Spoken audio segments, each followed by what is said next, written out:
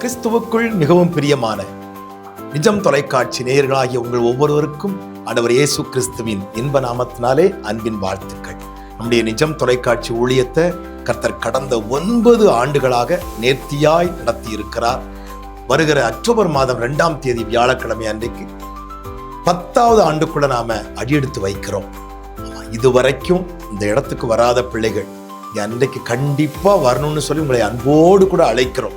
அன்றைக்கு இதுவரைக்கும் நடந்த எல்லா போட்டிகளிலும் பரிசு பெற்றவர்கள் அன்றைக்கு தான் பரிசு வாங்க போறாங்க.